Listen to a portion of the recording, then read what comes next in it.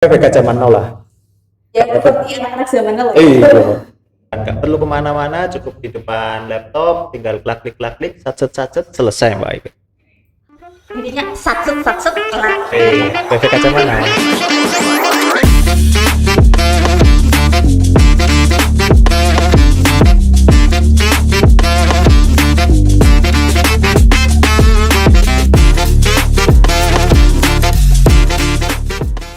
Assalamualaikum warahmatullahi wabarakatuh. Waalaikumsalam warahmatullahi wabarakatuh. Selamat sore kawan pajak dimanapun Anda berada. Selamat datang di podcast Ngapak 521 KPP Pratama Purwokerto dengan saya Alut Aktaviani atau bisa dipanggil Alut. Pada episode kali ini, podcast Ngapak 521 akan membahas sebuah hal yang menarik yang mungkin kawan pajak sudah tidak asing lagi untuk didengar, yaitu permohonan pemindah bukuan atau yang biasa kita singkat dengan istilah PDK. Nah, kawan pajak sudah tahu belum? Kalau misalkan permohonan pemindah bukuan ini sudah bisa dilakukan secara online loh. Nah, untuk itu kita akan membahas apa itu permohonan pemindah bukuan, apa itu IPBK di podcast Ngapak kali ini dengan narasumber kita hari ini. Ini loh.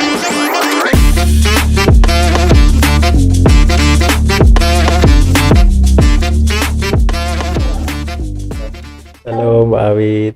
Halo juga Mas Ti, apa kabar hari ini? Alhamdulillah baik. Mbak Awit sehat, Awit? Alhamdulillah sehat. Ya. Gimana Mas kesibukannya hari ini? Hari ini kebetulan lagi banyak permohonan wajib pajak. Salah satunya PPK itu Mbak Awit. Hari ini beberapa wajib pajak masuk. Yang masuk ke saya sekitar 12 permohonan pemindah bukuan di hari ini ya. Di hari ini saja. Belum yang kemarin ataupun yang sebelum.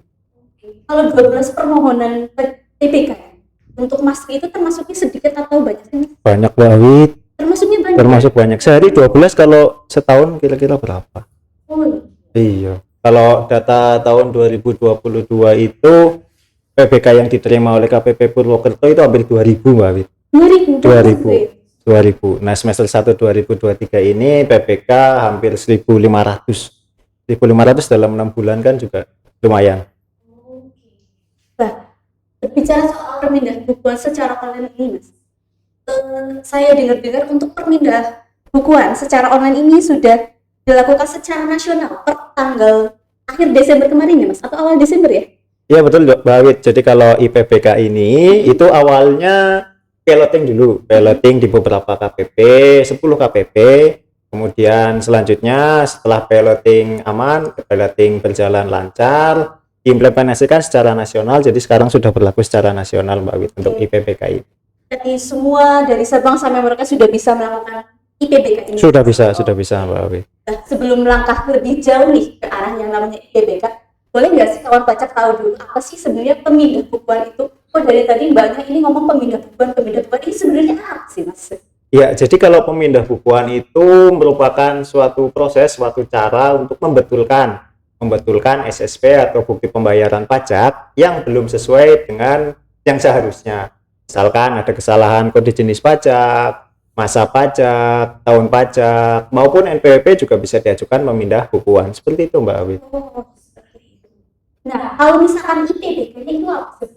Nah, kalau IPBK itu seperti II yang lain Mbak Awit, di KTP, eSIM dan sebagainya itu merupakan salah satu sarana, salah satu cara untuk mengajukan pemindah bukuan. Dengan cara apa? Dengan cara elektronik. Jadi kawan pajak barangkali kesulitan atau ada kendala untuk hadir ke kantor pajak, bisa mengajukan secara langsung melalui IPBK ini.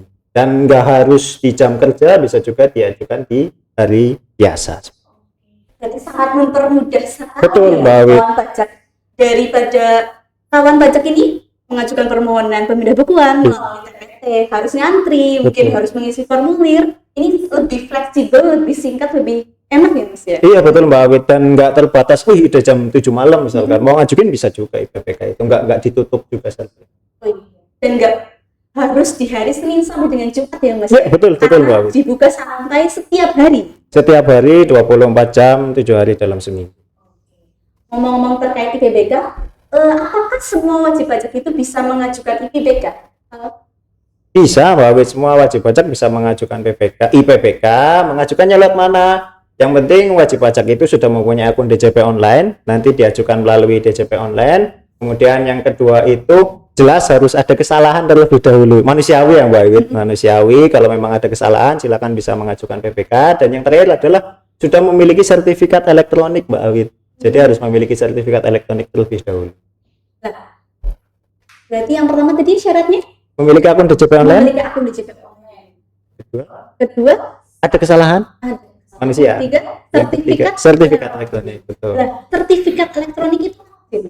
Sertifikat elektronik itu kalau di pajak itu merupakan file, merupakan berkas pengganti tanda tangan. Jadi kalau misalkan pemindah bukuan secara konvensional, pemindah bukuan yang zaman old itu ditandatangani secara basah oleh penanggung jawab atau oleh wajib pajaknya. Pengganti tanda tangan tersebut bisa menggunakan sertifikat elektronik yang bisa diajukan IPBK-nya melalui DJP online. Seperti itu. Berarti harus ada sertifikat elektronik ketika mau mengajukan IPBK. Betul, harus ada, dan nggak harus mengajukan sertifikat elektronik sih. Kalau misalkan wajib pajak sudah dikukuhkan sebagai PKP, bisa menggunakan sertifikat elektronik PKP. Tapi bagi yang tidak PKP atau belum memiliki sertifikat elektronik, bisa mengajukan ke KPP terdaftar. Seperti itu. Berarti untuk yang kawan pajak sudah PKP, tinggal membuka saja fitur IPBK ya Mas? Betul, tinggal klik sampai. Oh, gitu. Untuk IPBK sendiri nih Mas, apakah IPBK itu sudah mengakomodir semua jenis kesalahan yang selama ini dapat dilakukan melalui pemindah bukuan manual Mas? Ya, siap. Jadi kalau IPBK untuk yang sekarang ya, untuk yang saat ini masih running itu merupakan IPBK versi 1. Karena memang masih dalam pengembangan, jadi belum semuanya memang belum bisa diajukan melalui IPBK. Ada beberapa kriteria yang bisa diajukan melalui IPBK. Antara lain IPBK bisa diajukan atas NPWP yang sama, NPWP dari A ke NPWP A, nggak merubah NPWP, itu bisa diajukan melalui IPBK. Kemudian yang kedua, IPBK bisa diajukan atas SSP atau NTPN, jadi nggak bisa diajukan antar IPBK. Misalkan IPBK sudah mengajukan PBK, NTPN sudah diajukan PBK, sudah keluar nomor pemindah bukuannya, mau di PPK-kan lagi, itu belum bisa diajukan melalui IPBK, jadi harus diajukan secara manual. Kemudian belum bisa juga IPBK itu diajukan untuk ketetapan pajak atau utang pajak, masih belum bisa, jadi masih terbatas untuk kode jenis pajak tertentu selain kode 3, 5, dan 9. Seperti itu Mbak Wit. Mungkin ke depannya semua fitur akan masuk juga. Betul, kedepannya mungkin ada pengembangan lebih lanjut untuk IPBK ini dengan harapan apa? Dengan harapan semakin terbuka wajib pajak yang menggunakan IPBK Mbak Awit. Coba bayangin kalau 2000 permohonan IPBK dalam 1 tahun, kalau satu permohonan 1 lembar, berarti 2000 lembar Mbak Awit. 2000 lembar berapa lim tuh? 4 ya? 4 lim 1 korpus. Banyak banget ya Mas. Iya betul. Menuhin tempat, penyuluhnya juga pusing nih. Iya. Apalagi kan sekarang juga sudah mulai ada kesadaran untuk global warming ya Mbak. Iya. Kita dukung IPBK. betul. Nah, untuk boleh kawan pajak bisa dijelaskan bagaimana sih tata cara untuk melakukan permohonan pemindah bukuan melalui IPBK sih Mas? Oke, jadi kalau permohonan IPBK yang pertama kawan pajak masuk dulu di menu layanan, kemudian di situ ada kolom IPBK. Kalau memang belum ada di kolom itu, silakan aktivasi fitur terlebih dahulu di menu profil. Di menu profil itu ada aktivasi fitur, kemudian pilih IPBK, kemudian ubah akses, pastikan sudah ada IPBK di menu layanan, kemudian tinggal dibuka IPBK-nya. Di situ ada beberapa menu Mbak Wit, ada monitoring, ada dashboard, ada konfirmasi, sama ada permohonan. Tentunya ada permohonan. Nah, kalau mau mengajukan IPBK itu ada di menu permohonan. Nanti tinggal diinput aja NTPN-nya sesuai sama SSP yang salah, SSP yang belum sesuai, diinput, kemudian silakan diisikan tujuan pemindah bukuannya, baik di kode jenis pajak yang lain ataupun jenis setoran ataupun masa yang lain. Seperti itu Mbak Awit. Kemudian setelah diajukan lewat situ, tinggal dikirim saja. Kalau mau dicek bisa di menu monitoring ataupun di menu dashboard. Kalau di menu monitoring itu bahkan Mbak Wit, untuk IPBK ini nggak cuma ngecek permohonannya sudah selesai atau belum, bahkan permohonannya sudah sampai mana juga bisa dicek Mbak Awit. Apakah sudah didisposisi ke petugas pajak, apakah sudah dalam proses penelitian, apakah sedang dalam proses pencetakan, itu bisa dicek di situ, dan hasil pemindah bukuannya pun bisa dilihat di IPPK itu, Mbak. Jadi sangat mempermudah kawan pajak ya, nggak perlu mungkin menelpon KPP atau Iya. datang ke KPP. PBK saya sudah selesai atau belum ya, gitu nggak? Iya, betul, Mbak. Bisa langsung ngecek sendiri gitu. Betul, ya? bisa langsung dicek di IPPK, karena memang pengalaman di kita di KPP Purwokerto beberapa wajib pajak masih banyak yang nanyain, PPK ini sudah selesai atau belum, PPK ini sudah selesai atau belum. Daripada ngechat ya mending bisa dicek sendiri di IPPK kalau diajukannya melalui IPPK. Dan juga ada menu konfirmasi di situ, Mbak Wit. Menu konfirmasi itu bisa dipakai untuk mengecek pemindah bukuan sebelumnya. Mungkin pemindah bukuan sebelumnya masih menggunakan PPK biasa, itu bisa dicek di menu konfirmasi apakah itu PPK-nya sudah benar atau belum. Gitu. Ketika melakukan proses pemindahan bukuan melalui IPPK, apakah ada dokumen yang perlu di-upload sama wajib pajak nggak sih? Ya, jadi kalau IPPK ini tinggal mengisi data saja, Mbak Wit, tinggal mengisi data aja, tinggal mengisi alasan pemindah bukuannya apa. Tidak perlu ada dokumen yang diupload, asalkan NTP-nya udah sesuai, tujuannya udah jelas, alasannya apa, tinggal dikirim aja, nggak perlu diupload Wah, lagi. sangat mudah sekali. Iya, nggak perlu scan, nggak perlu apa, nggak perlu cetak dokumen, silakan bisa langsung digunakan. Ya, mungkin malam-malam, oh iya aku ada kesalahan, langsung buka IPBK, langsung masukin yang tadi NTP Iya, dan lain-lain, betul. langsung munculin. Klik selesai. Satu-satu. Sat selesai. Nah, kalau misalkan PBK sebelumnya itu kan dikirimkan atau wajib pajak itu mungkin mengambil ya ke OKTPT lah. Kalau untuk IPBK sendiri ini gimana Mas hasilnya? Ya. Apakah dikirim atau gimana? Ya, jadi kalau IPBK ini, kalau untuk jangka waktunya ya Mbak Wit, jangka waktunya itu sama dengan PPK sebelumnya, PPK yang konvensional, jangka waktunya tetap 21 hari. Tapi KPP Purwokerto ini kita punya layanan unggulan, Mbak Wit. Kita punya layanan unggulan untuk PPK, pemindah bukuan baik yang IPBK maupun PPK konvensional, itu jangka waktunya kita cepetin. Kita punya komitmen untuk memberikan pelayanan yang terbaik untuk wajib pajak. Jadi jangka waktunya kita berkomitmen untuk menyelesaikannya dalam 7 hari, Mbak Wit. Dalam 7 hari kita selesaikan. Kemudian untuk hasilnya gimana? Untuk hasilnya untuk permohonan IPPK bisa dilihat di aplikasi IPPK-nya itu sendiri. Iya, nanti salinannya bisa dilihat di situ. Di situ ada nomor bukti pemindah bukuannya. Kemudian untuk tanda tangannya nanti tanda tangan elektronik, Mbak Wit. Iya.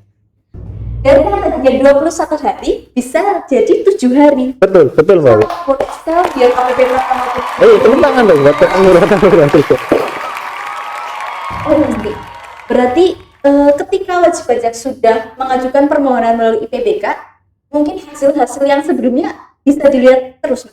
Apakah yang mungkin sebelumnya bisa hilang? Enggak.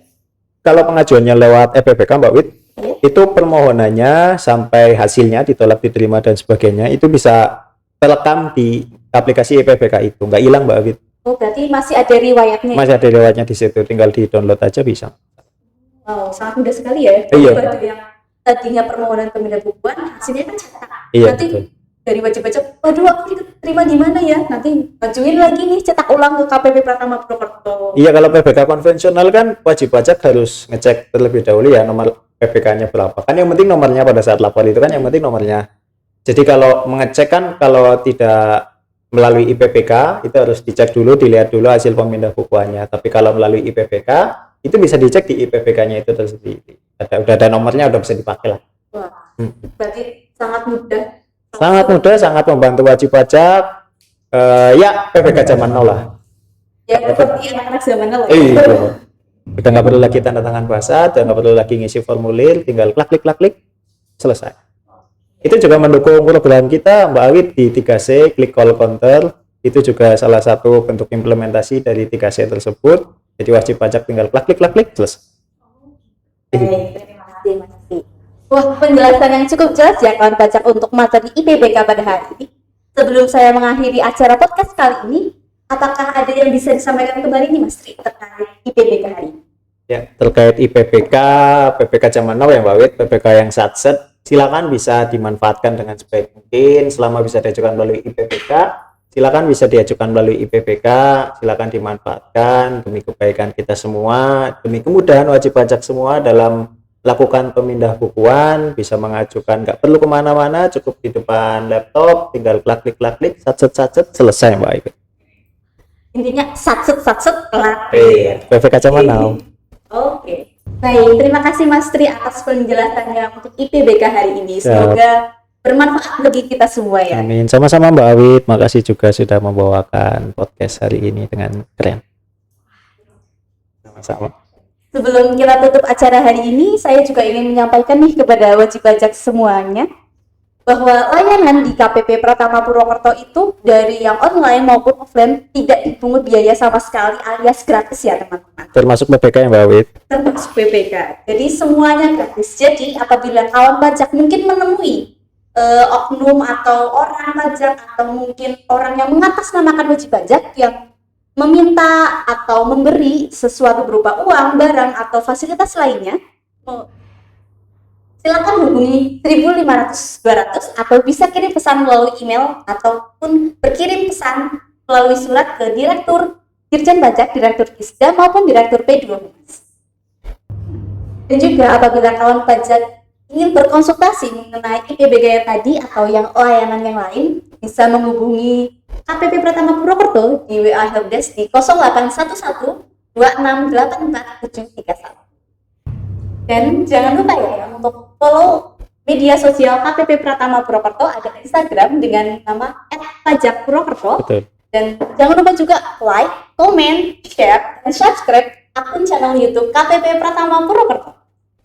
Baik, demikian obrolan kita pada hari ini.